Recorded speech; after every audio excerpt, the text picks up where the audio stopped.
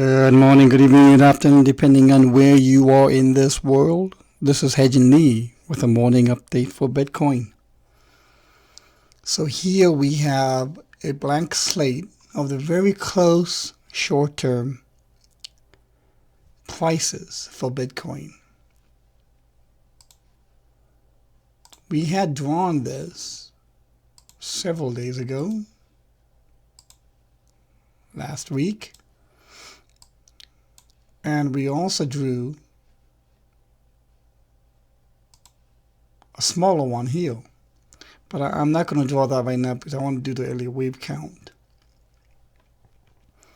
So from here, we're looking at clearly what looks to me like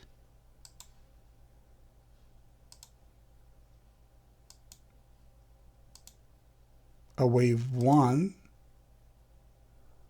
2, and when it moves like this near vertically, it's a 3, because wave 3s move most violently, they move most vigorously, and they are usually the most extended wave amongst the 1, 3, and 5. So here we have 1, 2, 3, then I think this is a 4 probably. And there may be one more lower low. So if that's the case, then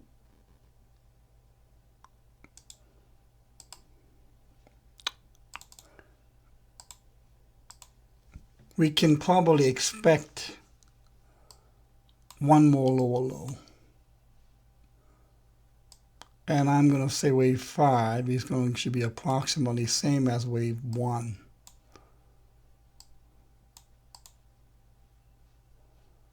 Because usually if wave 3 is the extended wave, 1 and 5 tend towards equality. Now, the length of the wave, you must remember, has nothing to do with time. The length of the wave is only measured in the height of the price, not in time. Many of the newbies in early waves get that confused. They think that the length of the wave also includes the length of time. Not at all. So here we have a sequence of 5 waves that I think is about almost done. And if that's the case, during the day, it may turn a little more sideways to finish the wave 4, but I think the wave 5 decline will maybe even bring us to maybe 63, 6,400 in price. All right, so let's go and let's look at another pattern right here. If this finishes like this,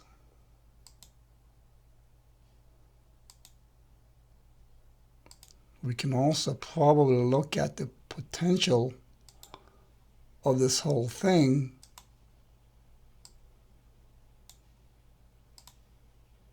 being a wedge.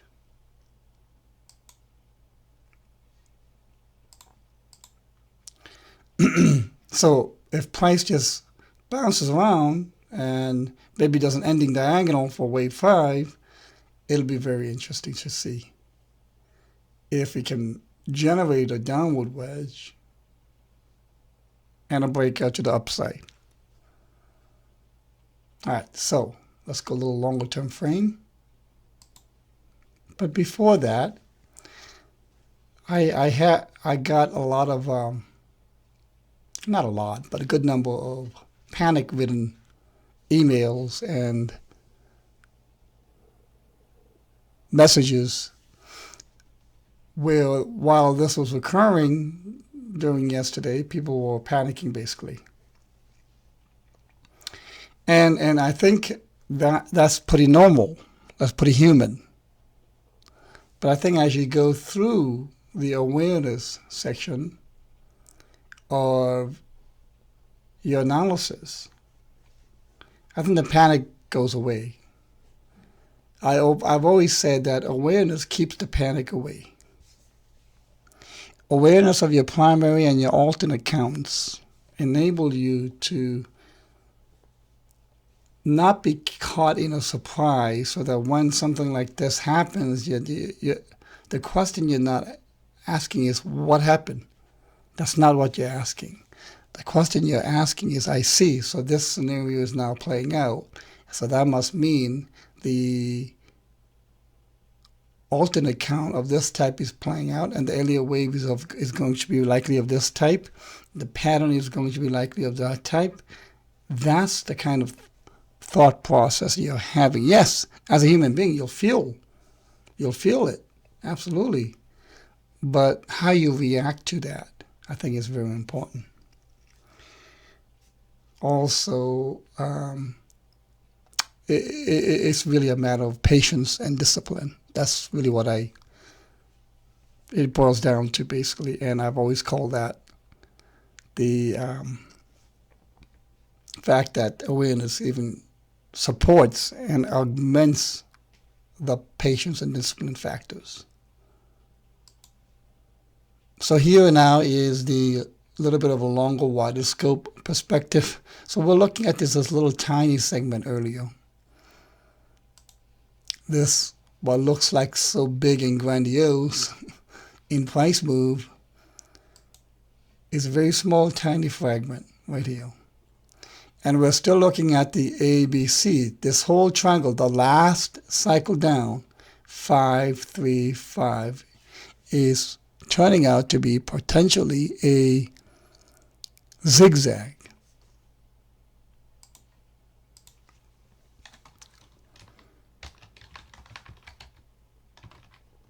So is this the last zigzag cycle? This area, the 5 in the blue, so the red A, B, C. And that means if we get this wave 5, we can get probably a temporary piercing below the white trend line. I think that's probably what will happen. This is going to freak more people out too. And if we do get this to be a bullwhip event,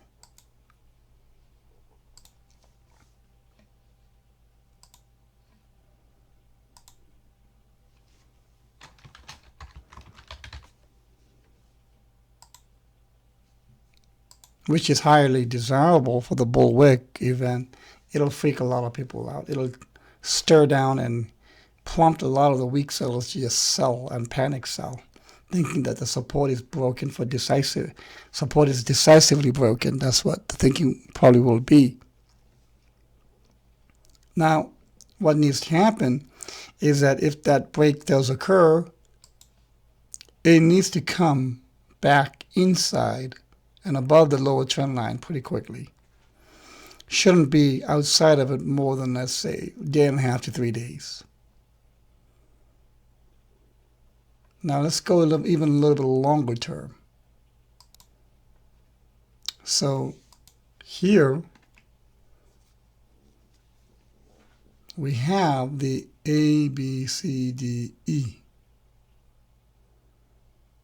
Now, some people are counting this, and based on the comments, as A, B, C, D, E. So like this, I'll put it in red. And I think that's incorrect, because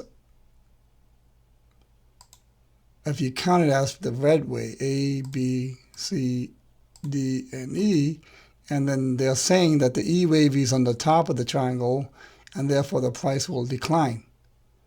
That is not correct. We were on an uptrend, and the first down is the A.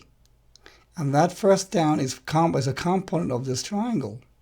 Therefore, on this uptrend, we came down as an A, B, C, A, and then the B, C, D, E. Now, when they were labeling it as A, B, C, D, E and the red way, they were then saying that it'll be an A, B, C.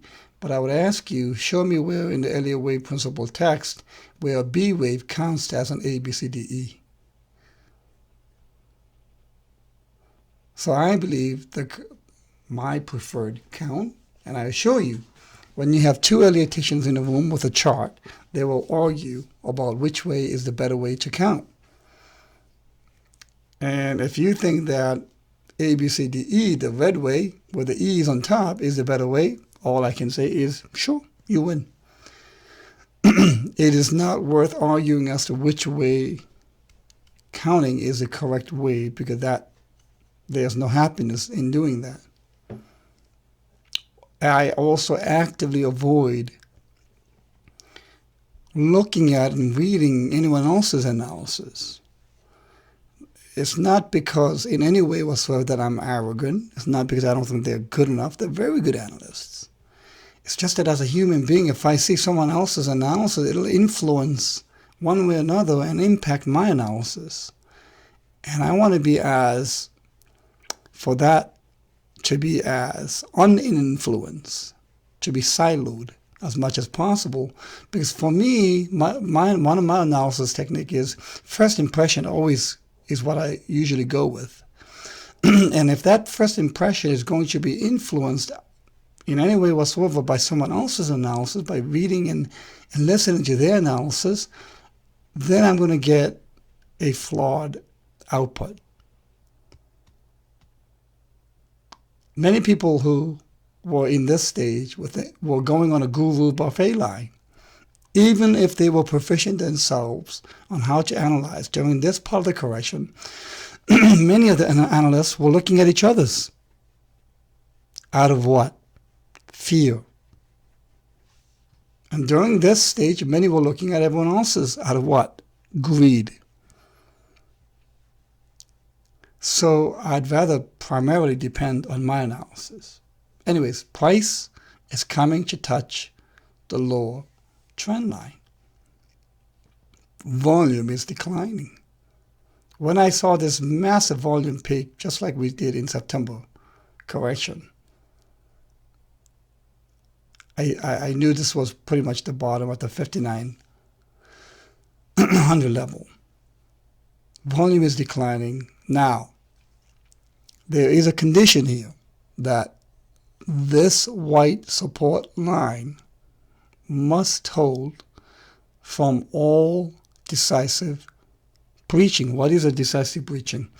If we get just a kapoom straight down to 4,000 or straight down to, let's say, the new low or even close to it, that's a big difference. However, even if you see here a tiny wick, that's okay. Just like I described earlier, the bull wick event. And this too, the MACD. It could do a small dip, but rise back up.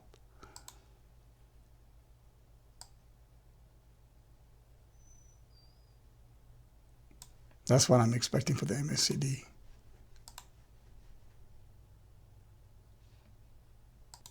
Now, back last year in July, I was bullish during that correction when people were freaking out. Now, the funny thing is, back last July, the number of hate emails I had received was a good amount. And during this small September correction, the amount of hate emails was pretty impressive. And nowadays, the amount of hate emails that I get is really impressive. And I don't take it personally, but I actually try to effectively utilize that. I call it the hate mail indicator of sentiment. When sentiment is that low, so that the crescendo of hate mails coming in is getting more and more, while this pattern is playing out, I actually see that as being bullish. Because I've consistently said that the best time to buy, in my opinion, from my experience, is at the terminal end of a major correction. Some think we are just at an A, B, and a C, which I don't agree with, at least from a current perspective also. Some believe that we are going to go to 1,000, 2,000. Is it possible? Yes, it is possible that this can collapse and drop to 1,000, 2,000, or whatever the value might be below. But as an analyst, there's a big difference between possibility and probability. And what I'm going through in the process I've just showed you in this video is my assessment of identifying the primary probable pathway of the price. All right, have a wonderful day, and let's see how the price plays out. And no matter what happens, panic doesn't belong in any analysis.